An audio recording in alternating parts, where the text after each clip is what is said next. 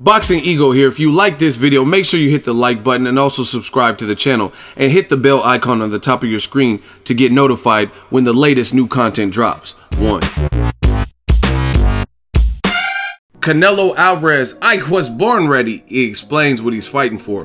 What up, Fight World? It's your boy Ego and I'm back with some more boxing. Make sure you smash the like button, also subscribe to the channel for the latest and greatest in boxing. If you want to become part of the notification gang, hit the bell icon. Shout out to the super chats. I've been going live. I went live earlier today. Shout out to the regular channel donations through PayPal me. I'm opening up a Venmo account. Somebody recommended that. And also Patreon. If you want to support the movement, they're in the About Me section, or you can catch me when we go live. Now, September 16th, we already know what time it is. HBO Boxing pay-per-view. And I'm on Canelo's verified page. First of all, look at this little trailer. This got me pretty pumped up. It's a little training montage.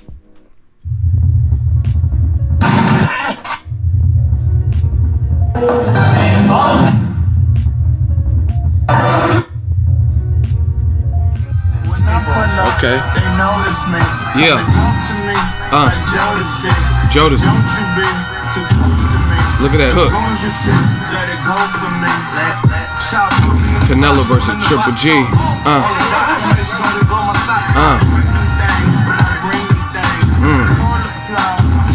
Let's go. Let's go. Me, Etta, influences. We working. Okay. Try to get y'all hype. But Canelo also posted this. He put it in his native tongue and he explains what he's fighting for. He says, I'm fighting for my family, my people, and my country. Who do you fight for? Hashtag boxing, hashtag me, Etta, hashtag Canelo Triple G. And prayers go out to anybody in Mexico, Honduras, Florida, Houston, the inclement weather, the hurricanes, the earthquakes. There's a lot going on in the world right now. And part of that is Mexico. They just had an 8.1 earthquake. It measured 8.1. And there were some fatalities there. I'm sure there was damage. I actually know a friend who's in Mexico right now. He was on the 27th floor of his hotel. I think he said he was in like a Hilton hotel. And he sent a picture. And it's stuff all over the ground that fell off the wall. And I think maybe the TV got cracked or something, or a mirror. So it's no joke. But Canelo explains what he's fighting for. He said, my family, my people, my country. And I respect that. You know what I mean? Everybody has to pick something they're fighting for. Not even as a boxer. You don't have to just be a boxer, but in life, what are you striving for? What's your ultimate? What's the end game of this? You know what I mean? Who are you doing this for?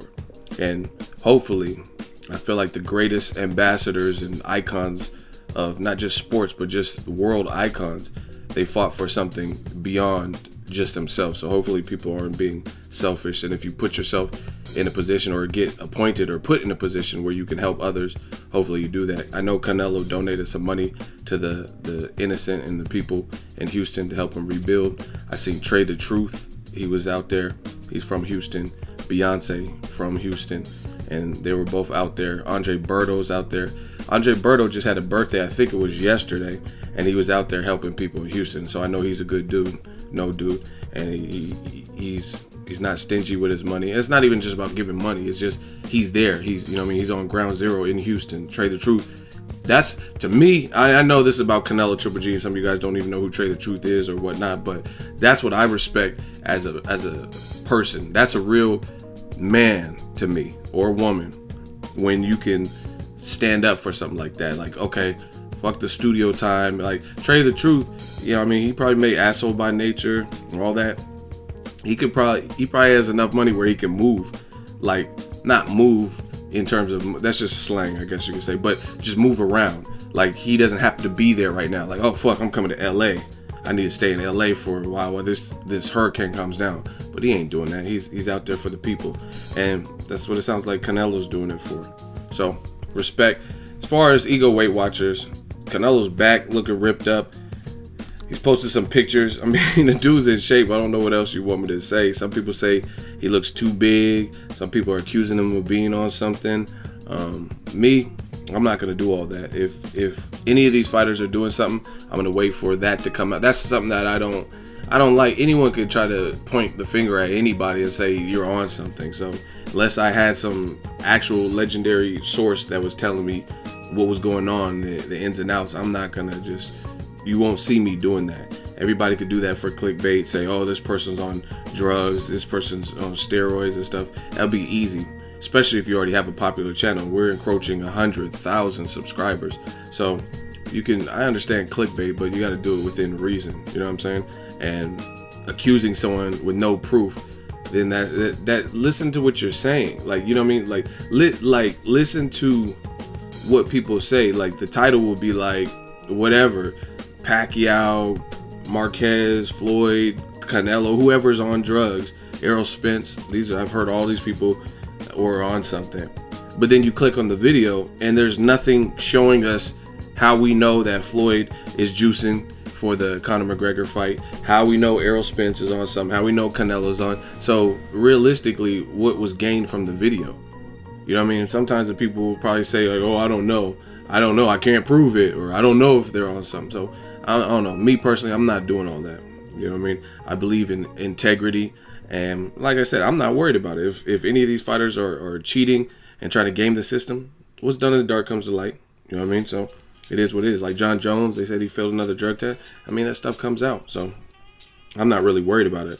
I'm just going off of what I've seen. But the other concern is that Canelo's overtraining. I personally think, I think he's smart enough. He's been fighting long enough since 15. I think he's smart enough and has the same team pretty much that's been with him for the most part, except for his strength and conditioning coach is new. Shout out to my dude. But I think his team and him, they've been around long enough and smart enough to know how they should run a camp and things like that. So I don't think they're going to overwork him to the point where he's like has nothing to give, like Julio Cesar Chavez Jr.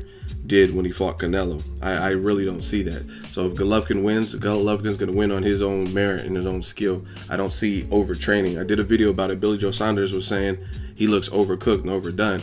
But realistically, Billy Joe Saunders, in my opinion, should be focused on Willie Monroe Jr. And I mean, bottom line is, me personally, I would favor Canelo or Golovkin to beat Billy Joe Saunders. Billy Joe Saunders didn't even look great versus that Wolverine dude. Hey, Bob, Berserker Barrage, drop out. You know what I'm saying? In his last fight. Plus, you're fighting Willie Monroe, who's crafty, been in there with Golovkin, learned a lot, beat Gabe Rosado. So I would say worry about that.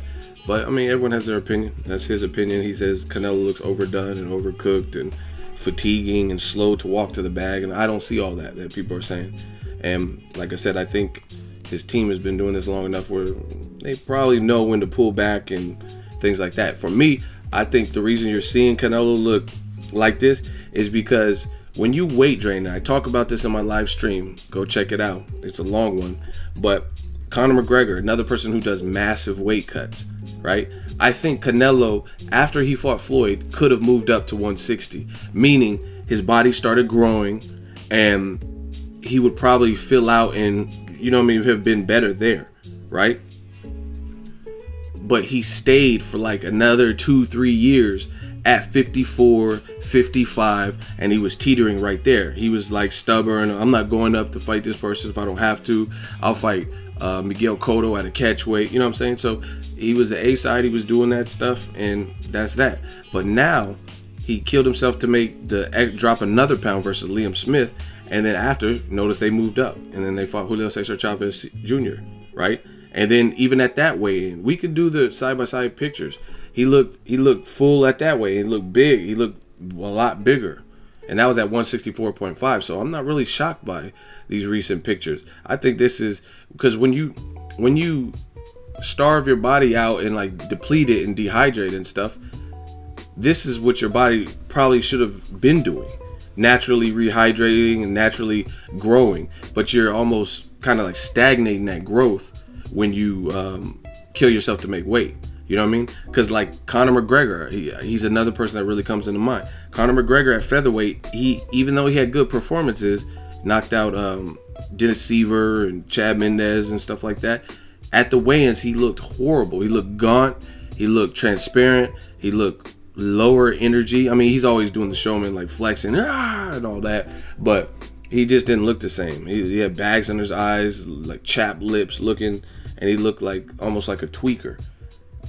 But at 155, and then when he fought Diaz at the 170, he looked a lot more comfortable because you weren't stretching it. Because I'm not trying to get too much deeper into that. Maybe if I do a live stream, you guys have questions, you could ask me. But I think Canelo's body was telling him he should have been moving up, but they stuck at that lower weight, and they finally made the move. And now that you're seeing the results, your body's going to naturally do what it should have been doing, which is like fill out. I mean, Canelo, he's 27 now. He's not like when he fought Mayweather at 152 in 2013, I want to say. You know what I mean? So things change, and especially with the human body, especially a growing boy, you mature. It's just like Lamont Peterson's another person that comes to mind. Lamont Peterson spent most of his career at 140, and I would see him on his off season, and I'm like, how the hell is he even? Because he was looking big. I could show you pictures. He was looking big. Lamont Peterson was looking big, like he's walking around like 172 or something, 168. And I'm like, man, how is he making 140? You know what I mean? He was looking pretty big. And then now he moved up to welterweight, and he looked like he was in shape. I was at that fight. He looked like he was in shape. So you got to do what your body tells it to do, bottom line. But I think the reason Canelo, he's a man now, you know what I'm saying? He's no longer young. Yeah, I wouldn't even say 27 is your young 20s anymore. You're closer to 30 than you are to 21. You know what I'm saying? So I think his body, to be honest, this is my own professional assessment or whatever, is I think body's naturally doing what it should have been doing, which is naturally filling out. You guys have to understand, I know fighters and I know fighters, and some of these guys have been like, what do you call it? They've just been making a certain weight for so long. Like they're making a low weight for a long time. Like, how are you making the same weight that you made when you were 15? I haven't been under 200 pounds in years. But like when I was a sophomore or something, I weighed probably like 175. You know what I'm saying? I don't even know how I would probably, people would be saying I look like a crackhead if I got to 175 right now. You know what I mean? But this is Lamont Peterson. I told you I'm trying to find some good pictures. Good pictures to illustrate what I'm talking about. This is Peterson and his brother. See, look at the height. Look at how full he is. And this is a dude making 140. Trying to get the good pictures. Come on. Look at it. That's it. Good man, come on. Look at. So you guys can hear me. Look how big Lamont Peterson's back looks, and he has some decent height to him too. Like, you know what I'm saying?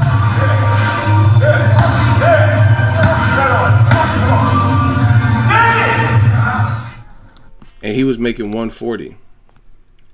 So, like I said, your body naturally is going to tell you what to do. And that's why that's why he moved up. See, this Robert Easter's pretty tall for the division. And look at Lamont Peterson, not much shorter than him. So, and the reason I'm bringing up height is that's going to also determine about how much you weigh. Like, look, this dude's making 140.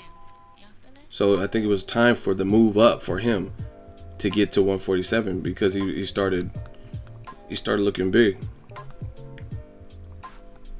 This him versus Felix Diaz, stuff like that. So that's what I think it is with these weight cuts. I think, and like Lamont Peterson is probably going to look real good at 147, like in the training camp. I'm not saying he beats everybody. I'm just saying as far as like preparation, training camp, and on the scale, because it's going to be giving his body a bit of a break. And I really feel like that's the deal with Canelo.